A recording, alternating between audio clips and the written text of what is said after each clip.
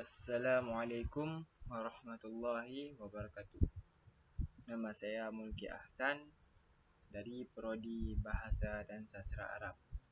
Jadi NIM saya 25050237. Jadi saya akan menyampaikan materi yang berjudul Sistem Pemerintahan Indonesia dalam Kerangka Konstitusi dan Prinsip Check and Balance. Okey. Jadi pernah nggak sih kita kepikiran tentang kalau semua kekuasaan negara dipegang satu orang bakal aman nggak? Nah, jadi jawabannya nggak aman. Kenapa? Karena bisa jadi otoriter alias semena-mena. Nah, makanya ada yang namanya checks and balance. Konsep ini penting banget supaya kekuasaan negara tetap seimbang dan saling ngawasi. Di video ini kita bakal bahas dengan simple. Apa itu check and balance, kenapa penting, dan gimana penerapannya di Indonesia.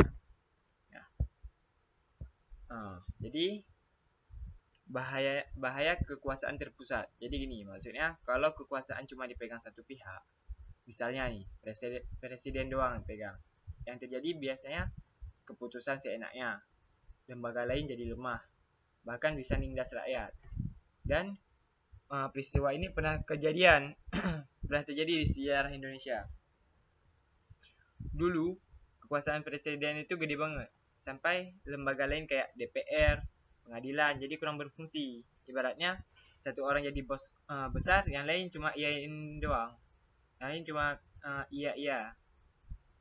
Nah, dari situ kita belajar kekuasaan harus dibagi, bukan ditumpuk. Pembagian kekuasaan alias trias politika. Ada teori terkenal dari Montesquieu, namanya trias politika. Isinya simple banget. Nah, negara ini dibagi jadi 3 kekuasaan. Yang pertama legislatif, yang bikin undang-undang, yaitu DPR. Yang kedua eksekutif, yang menjalankan undang-undang, yaitu presiden kalau di kita. Dan yang ketiga adalah yudikatif, yaitu yang mengadili pelanggaran. Kalau di kita adalah Mahkamah Agung dan MK. Tujuannya apa? Supaya nggak ada satu pihak yang terlalu kuat. Tapi kalau cuma dibagi aja masih kurang. Karena bisa aja mereka jalan sendiri-sendiri tanpa kontrol. Nah, disinilah masuk konsep utama kita. Apa itu checks and balance?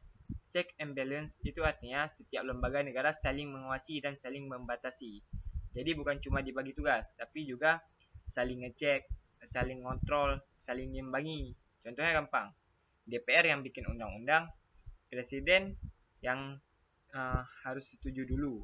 Kalau bermasalah bisa diuji di Mahkamah Konstitusi. Jadi nggak ada yang bisa jalan sendiri tanpa pengawasan. Jadi kita beri contoh simpelnya. Bayangin kayak kerja kelompok. Ada yang satu orang yang nulis, ada yang ngecek, ada yang nilai, ada yang memberi ide. Jadi kalau semuanya dikerjakan satu orang, itu kayak nggak adil. Masa cuma dia yang buat. Jadi kalau yang saling kontrol, hasilnya lebih adil dan rapi. Nah, negara juga gitu konsepnya. Penerapan di Indonesia. Setelah Undang-Undang Dasar 1945 di amandemen, Indonesia mulai serius pakai sistem ini. Beberapa contohnya, presiden dan DPR harus kerja bareng bikin undang-undang. DPR juga bisa ngawasin kebijakan kepresidenan.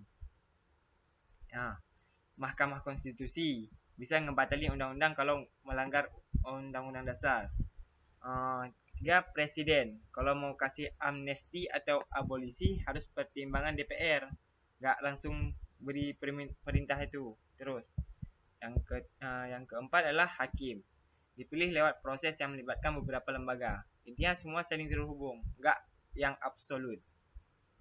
Kenapa ini penting? Kalau sistem ini jalan dengan baik, kekuasaan nggak disalahgunakan, rakyat lebih terlindungi, negara lebih demokratis.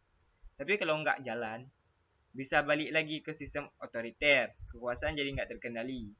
Nah, jadi kesimpulannya, checks and balance itu kayak rem dan setir dalam negara. Biar kekuasaan nggak ngebut tanpa kontrol. Karena dalam negara bukan siapa yang kuat, tapi siapa yang saling menjaga keseimbangan.